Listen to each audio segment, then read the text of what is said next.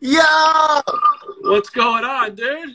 Dude, okay, first of all, I gotta geek out too, man. Kevin Smith, come on, bro. Come Dude, on. Kevin Smith is a legend, man. He's so cool. Bro, I'm a diehard Kevin Smith fan. It's so funny. I think it was like 2 days ago, actually. I was just like on one of those tweetathons, and I was just like, what do I got to do for Kevin Smith to know I exist? And then he liked my tweet, and I was just geeking out. I'm like, he knows! Dude, I'm willing to bet he's watched The Circle. I bet he's watched it.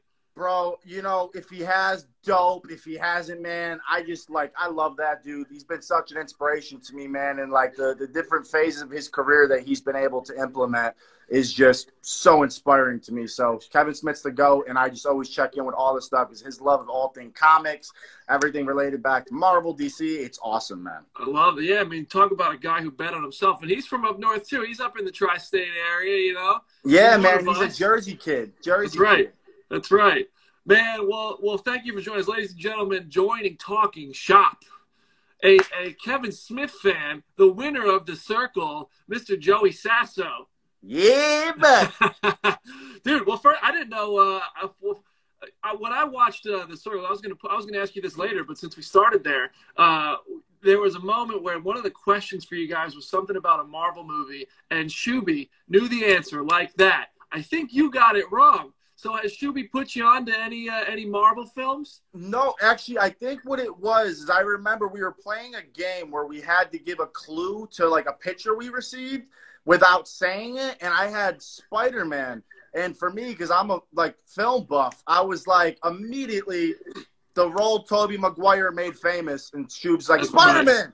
And for me, bro, like, come on, man. Like, I love Tom Holland, and, like, I'm a huge Marvel junkie, but for me, it's all about Sam Raimi's Spider-Man films. Even the odd Spider-Man 3 when Peter Parker goes in the emo phase. Like, you like the dancing Peter Parker? Yeah, man. Like, there's something to that movie where I'm like, I don't – it's such a mixed bag, but I kind of love a movie more, like, when it's kind of weird and just out there and it's its own thing. Not a perfect film. Like, Spider-Man 2, to me, is still my favorite Spider-Man film, but – Spider-Man 3, it's got ups and downs, but I still love it as a whole. It's a Listen, I love Tobey. No shade to Tobey or your choice. I'm a Tom Holland guy. I get it, man. You know? The Avengers, I got the gauntlet here, you know? I was just going to say, bro, like, that is so dope, man. I'm a collector as well. Like, a lot of people don't notice about me. So, like, I'm an actor, writer. Like, that's why I've been out in L.A. so many years. Film is my life. And a lot of people, they come to my apartment and they see I collect film props, so many posters I don't even have room for. I'm just a one-sheet junkie. So I was looking at the gauntlet in the back, and I'm like, all right, bro, I'm talking to someone on my wavelength. I love this. Dude, I knew we were going to – when I was watching the show, I was like, we're going to be best friends one day. And here we are. This is it. Here we are, baby. Social media brought us together. It's insane, man. It's insane everything that's happened since the show, and social media especially. Like, you would never expect, you know, with everything going on when we did the show, that it would really be so relevant. You know, none of us could have ever expected, like, given a couple months when after the show airs, everyone's going to kind of go through what we had to go through when making the show. It's nuts. Yeah. Well, so, I mean, like, what have you been doing to pass the time? Because I feel like if anybody's prepared for this, it's all of you who did this, who stayed home, who stayed put. Yeah, man. I have so many people because, like, before my DMs used to be, what was it like being on The Circle? And then after all of this started, it immediately turned to, oh, my God, now I know what it's like, you know, being in quarantine and stuff. And I always just try to stay positive. So I tell people the bright side of things are when we were filming, we didn't have phones, we didn't have music, we didn't have access to stuff. So right now it is difficult for everyone, but, you know, we're able to watch Netflix, you know, Amazon, whatever you're into, man. And really stay home and make sure that you're staying safe, but also keeping entertained. So yeah. For me, honestly, man, like it's hard just not being able to like go to the gym for me, you know, stuff like that. But I'm a homebody, man. So this has been cool just to binge some shows and watch some movies I love. Dude, you talk about the gym. I'm saying my sleeves are getting looser. My jeans are getting tighter. It's not, I don't, it's tough. Bro, look, I think at this point we can all agree that summer 2020, that training for that season's out the window. I'm in training for summer 2021 at this point. That's right. We're all going to be looking like Dwayne Johnson on Baywatch. Yes! Yes! So, but everybody with you is good. All your friends, your family, everybody's healthy. Everybody's okay? Yeah, man. Thank God everyone's doing well. Everyone's been following everything. How about yourself, man? Everyone in your close circle, no pun intended, everyone good? Yeah, man. We're fortunate. I'm happy that me and my friends, my family, a lot of us are still able to work too. So we're keeping it. We're making the most of it. That's all we can do, baby. Appreciate you asking, man. So what you're doing, you're creating an opportunity here too, which I think is really cool because you're educating a lot of people. You're also educating yourself in the process. You teamed up with Million Stories, and you're doing this Heads or Tails.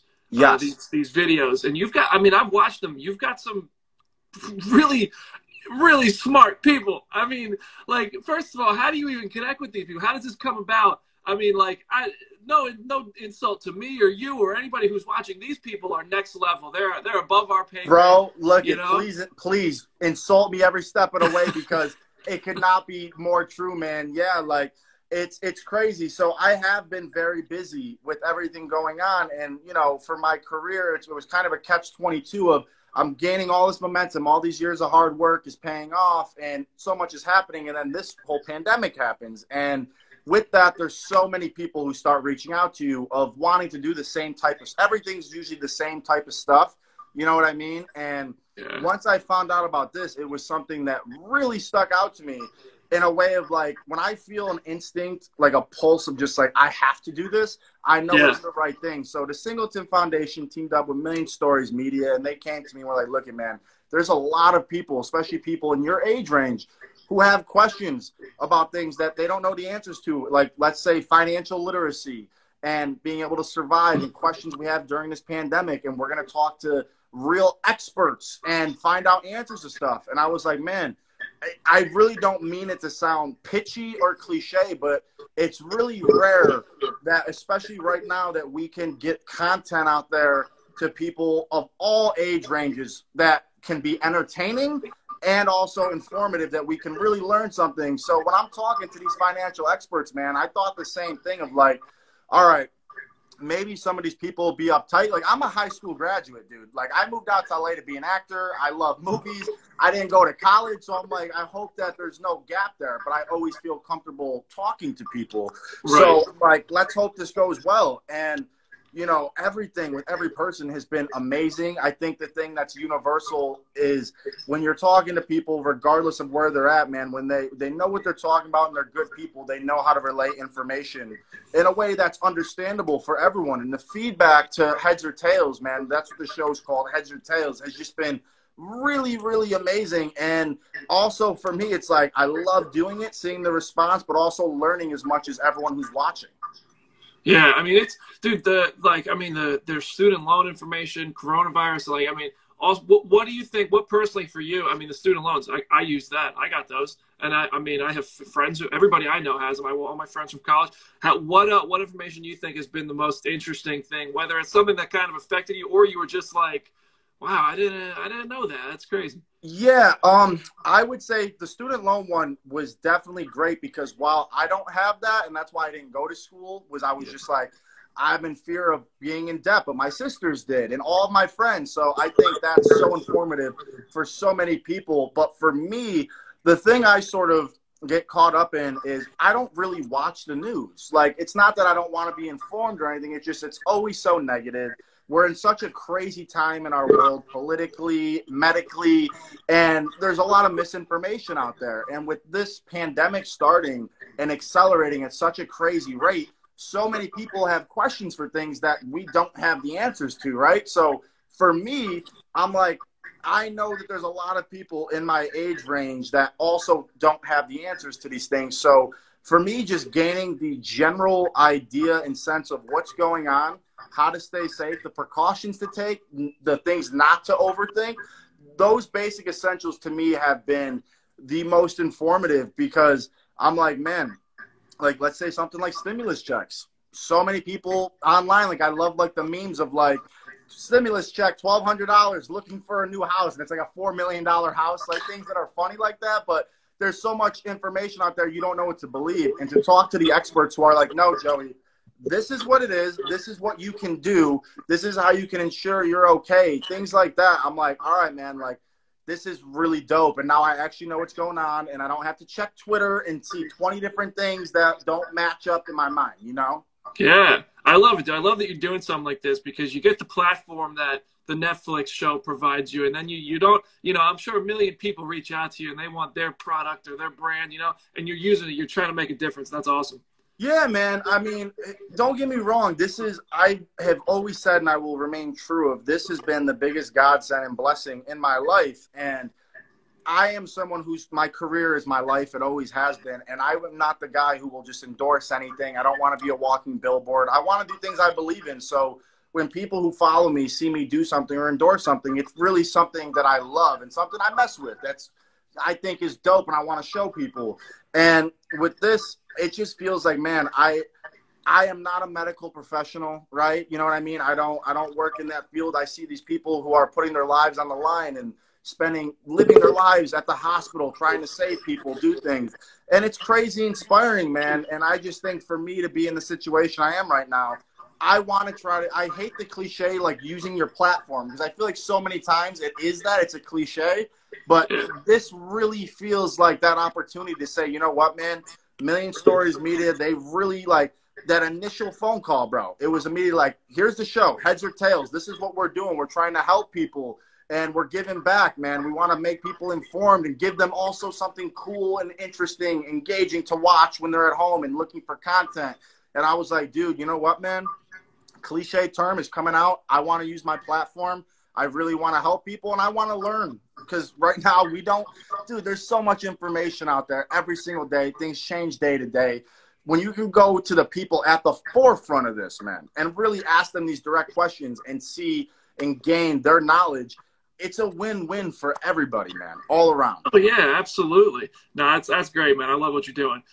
So listen, we're all at home. We all are consuming a lot of stuff. Have you and everybody you were on the circle with stayed in touch and considered, like, has anybody even from Netflix come to you and been like, we should do a reunion show, we should do something to give people a Zoom interview or something? Because I've seen different casts have been doing stuff like that. You guys talk about that at all? You know, we're all in a group chat still that we've had since filming of the show wrapped, and we still talk in there all the time. And all of us in general, man, like it really is, we're all bonded for life, and we talk all the time.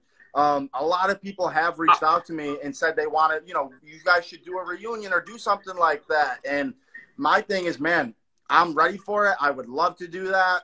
Netflix, they haven't reached out to any of us. I don't know if that'll change.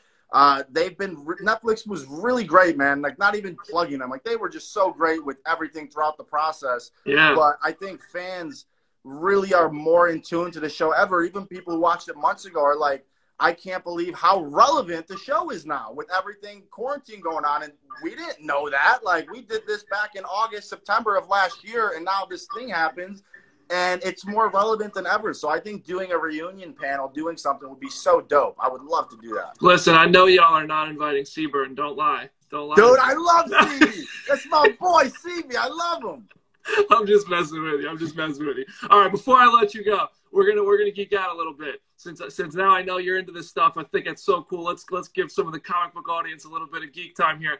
You want to be an actor? If you could be any superhero, Marvel or DC, which one would you go to first? I'd have to go DC. I have to go Batman. You want to be Batman? Bro, I just look at, man, like the DC, like we all know, like it's been hard times, and there's been some missteps, which I'm not as hard on that stuff, because I think I respect more when people take chances than try to play it by the book and do things. And even Snyder, man, like Snyder is such a mixed director and with fans in the community and stuff. And I'm not the hugest fan of Batman vs Superman, but the director's extended cut, like the only thing I don't like is it's sort of like Michael Bay. Like I don't think people realize the level of craft that these directors are at to make the films on that scale. And they are the best at what they do. Like, regardless if you like it or don't like it, totally fine. But when you hear the conversations about how terrible they are, I'm like, bro, look at the imagery in a Zack Snyder film. You don't have to like it. You don't have to like his take on Superman. I totally get it. Like, Man of Steel, not my bag. Best trailer I think I've ever seen at the time leading up to it. Oh, yeah. a lot of stuff I didn't agree with, but man, the imagery and the level of craft that they are able to bring to a blockbuster is great. But I have always been a diehard Batman fan since I was a kid. I still love Batman and Robin. I grew up on it. Mr. Freeze, man, like, I don't care. The bat nipples are in full galore, and I'm George Clooney with the bat nips. The bat nips, bro. Yeah, and it's crazy that, Matt Reeves is the Batman got shut down because, I thought Ben Affleck was a great Batman. I think it was one of those cases of he was a great choice for Batman in some of the bigger missteps in DC, and I was very excited when he was going to do his standalone, and I know his health and everything, and he had to get himself back on track, but I thought from the start, Robert Pattinson, he's just such a phenomenal actor, and I think he is going to kill it. Oh, he's going to kill it. I think so, and I trust Matt Reeves. Man, I got to go to the set of Justice League. You talk about these productions. I watched them film a little bit on Justice League. First of all, I want to see the Snyder Cut one day. Yes. Because I think it would be awesome. But you talk about the work that goes into it. Those movies of that size, Marvel, DC, anything, even it could just be Fast and Furious. I don't care. They're huge undertakings. It's crazy. I can't even because I've made my first feature now. We're in post, and just knowing what goes into a single day and setups and how much it takes, how long of shoots, how long of days those are. Like, I forget the actress's name. Is it Malia Ackerman from Watchmen, from Snyder's Watchmen? Oh, Malin Ackerman. Malin Ackerman, yeah. When she was just said in an interview with Collider that basically she was like, I don't feel good about my performance in that film, and I was so intimidated because I step on set and the scale of this production was so massive. And I know people are film fans and I love it, but maybe because I've always been into the actual business side of things and knew I was going to be here, I don't think people factor in that you look at the finished product, that's great, but you got to think of what goes into a production. Yeah. It's crazy. It's crazy. Hundreds of people. It's insane. It's insane, man. Yeah, and even Justice League, I got to revisit it because I only saw it once, and it was when I was in pre-pro for my movie a couple of years ago, and I didn't give it the attention it deserved, but I was basically hate watching it. I got to admit, I was just going into the internet and talking crap. Yeah. I don't like doing that, but I had to see the infamous mustache CGI. Oh, so, well, all you had to do was watch the first scene. Yeah, man. Like, I'm a huge component, too, to see the Snyder Cut come out. And, I don't think it's going to be a world-changing cut. I think, like anything, we've seen work prints of stuff leaked and stuff like that. And I just love collecting those things as a collector. Yeah. But I would love to see what Zach had in store before all the reshoots and the rewrites and everything like that. I have to agree with you. I think there's something different there that the world should see. Well, where can we see? When are we going to see your movie? So my movie right now, we're in post and we're like literally almost finished. We just have the bare minimal things to do, color correction, sound mix, stuff like that. We're trying to finish it now. The pandemic sort of, put a halt on everything with everyone being closed. So we're going to see what happens. I would say safely it'll be out in 2021 now. We were hoping for mid to end 2020, but yeah, man, I can't wait for people to see it. It's a gritty little indie, and I've worked 7 years on it to get it made and put everything on the line. The legend. Get it done. That is not. I have so much respect for that. That's not easy work, man. Great work. Thank you, buddy. I appreciate that. All right, last thing. Who's your favorite? I think I already know the answer. Favorite superhero of all time, and actually, I'll put a spin on it. Favorite superhero movie of all time. Favorite superhero movie of all time. I think it's so cliche at this point, but you got to go with it. The Dark Knight, man, just it changed movies. Yeah, man, what Nolan did, like, people could say how it's overrated, this and that, but I think because it's become so popular, you have to look at what Nolan did with Batman Begins was already just so revolutionary, and the level he took it up to in The Dark Knight is something that people are still trying to duplicate. We went through that whole period of everything's got to be dark. It's got to be dark. And it's like, no. Nolan specifically did that because he had a vision. I still love Dark Knight Rises. Yes, it does have some plot issues. But, dude, it's a soup. Like, that's what made this film be taken serious, man, on, like, a real level. But, Heath Ledger's performance in that film is just one for the ages, and it's just still such a tragedy all these years later that he never got to see the impact that performance had on the world. Yeah, he was a legend, man. What a guy. Well, Joey, thank you so much for joining us on Comic Books Talking Shop, dude. This has been a blast. I'm a big fan. I think it's great to connect with you and bring people together like this. Thank you, man. Yeah, man. Thank you for having me. And for everyone who's watching, man, follow Million Stories Media. Check out Heads or Tails if you guys have financial questions and things you want to know about COVID, the pandemic, things going on. They're short 3 to 4 minute videos and very informative, and I hope everyone enjoys it. And bro, anytime you want to shoot the shit about comic books, anything, man, you got my line. Hit me up. This is literally what I live for, bro. Oh, I love it, dude. Everybody, make sure you're following at Million Stories Media, at Joey Sasso. If you want to find me, I'm Brandon Davis, PD. Joey, I'll talk to you soon, man. Stay well. I'll see you. All right, buddy. Nothing but love. Stay safe. Talk soon.